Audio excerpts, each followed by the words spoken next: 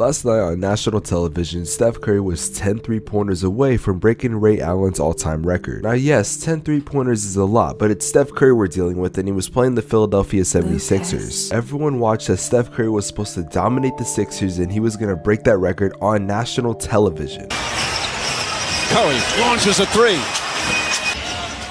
Curry blocked by thhybulle. Yeah, about that. Instead of Steph Curry breaking the record on national television, we got to see Matisse Thybulle on national television lock him up. I mean, the man literally embarrassed Steph Curry. And some people were very shocked to see this guy that only had 6 points in the game lock up Steph Curry, and they probably have never heard of him before. Which, if you're casual, I completely understand. But ladies and gentlemen, let me introduce you to Matisse Thybulle. Now, you may or may not have heard of this guy before. In fact, if you look at his stats, you'll see, okay, the man barely averages like 4 points per game. I mean, the guy's literally a role player. What's so special about this guy? I mean, he had to have gotten lucky versus Steph Curry, right? See, Matisse wasn't drafted and isn't known for his offense, and if you could tell by now, he's known for his amazing defense that is very significant to the 76ers. If Mikal Bridges could not shoot and could not score the basketball, I would literally tell you that these guys are literally the same thing. Both of them have the job of guarding the other team's best player when needed, and they do pretty well. Now, Matisse Thybulle and Mikal Bridges are two players I like to look at because they're very criminally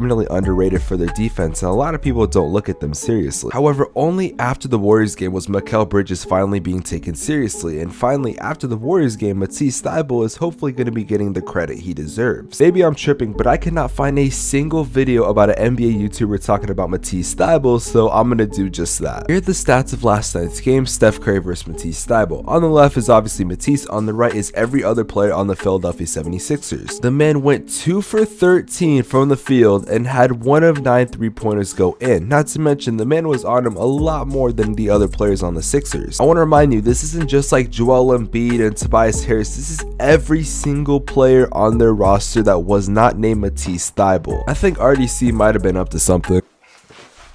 Man, bro, it's too early for this, bro. I'm not even trying to do nothing right now. Coach said this how to get you right here. Bro. You making too many threes, no? Bro, man. Now, jokes aside, I think we need to talk about Matisse Thybulle's impact on the whole team because this isn't the first time that he's locked down a very important player. However, this isn't the first time that Matisse Thybulle has locked down players, as he's locked down players like Trae Young and Luka Doncic and Bradley Beal, even my Devin Booker. I'll admit, I hate playing against Matisse Thybulle because his defense is so good and he has an ability to lock up the other team's player. But god damn it, if I can't admit that I love watching this dude play because the way he plays basketball is so much different compared to other people. Again, I'm not going to expect 20 and 5 from this guy on a nightly basis. However, his defense is something you have to watch. I feel like if kids are growing up now and wanting to be NBA players, you should seriously look at a player like Matisse Thybulle and try to implement that into your game. You don't need to drop 20 and 10 a game just to be successful, but if you can be a lockdown defender and be someone like that that can suffocate the other team, you're going to be in a really good situation. Now, unlike Mikal Bridges, Matisse Thybulle has gotten credit because last year he was on the all-defensive team and he was also invited to Tokyo. I'm not gonna lie, I had no idea this dude was Australian. However, now I think we need to talk about the possibility of him winning Defensive Player of the Year. According to all my insiders and everything I've looked at, it seems like Matisse Thybulle isn't even top 10 to possibly be in the running for Defensive Player of the Year, which I know he had just one good performance, but I mean, why are we not gonna give the man credit? Because this isn't just a one-time thing. Now yes, this was national television, we all saw it. Curry was supposed to break the record, a lot of people were tuned in, unlike most times. When Steph Curry was supposed to break the record or at least go off to be at least a little bit closer, he did not do that. Instead, he shrunk under pressure while Matisse Thybulle rise to the occasion, which I don't think anyone really expected if you don't know who this kid is. After the game, Steve Kerr was asked what he thought about the Warriors' struggles, and this is what he had to say. Well,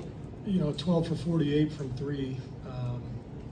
The ball's got to go in. To win the game, you got to make some shots. So I thought they did a really good job on Steph.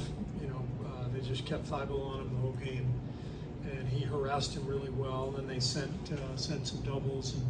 So I think it's safe to say a lot of people do believe that it was a mix of Steph Curry missing and Matisse Thybulle locking down Steph. Now, no matter what, Steph Curry is going to go down as the greatest shooter of all time, but I mean, we've been knowing that. He's revolutionary, he's changed the game of basketball, he's done something that we haven't seen in a while. So when a young player like Matisse Thybulle or Mikal Bridges locks down Steph Curry, a lot of people are going to be in shock. And if you ask me, I definitely do think Matisse Thybulle is going to be getting a bag soon just because of his defense. Now, the Warriors are currently the second best team in the NBA. Guys, I'm going off standings. I'm not trying to start an argument in the comment section. I don't think this is going to mess with the Warriors. I think Steph Curry's going to break the record the next game or the game after that. And I think it's safe to say that this is going to be a crazy season for him. I don't know how many people actually thought that Steph Curry was going to break that 73-9 record like the Warriors did a while back. But the Warriors are going to lose games. Steph is going to have bad games, and that's okay. That's completely fine. And if I'm being honest, the Warriors are not going to end as the number 1 seed. They're probably going to end as like the 2 or 3 seed, which again is okay. Of course, the regular season doesn't mean everything, but I will say it definitely does give an indication on what could go on in the playoffs. But at the end of the day, the playoffs are what matters most. If Steph Curry does break that record, I have no doubts he's going to win MVP, even though I've talked about in a video before who it really should go to. If you want to see what player I'm talking about, go to the video on my channel called When You're the Best Team in the NBA and No One Cares. I made it a couple days ago. Now I will say, I think this has been the second performance where Steph Curry has gotten locked up on national television. First Mikal Bridges, next Matisse, but which gave them a lot of credit and a lot of people started to look at them. Ironically, the Suns and the Sixers are both playoff contenders in each of their respective conferences, so maybe that has to do with it. I think the Suns and 76ers have exposed kind of how to stop Steph Curry just by putting your team's best defender on him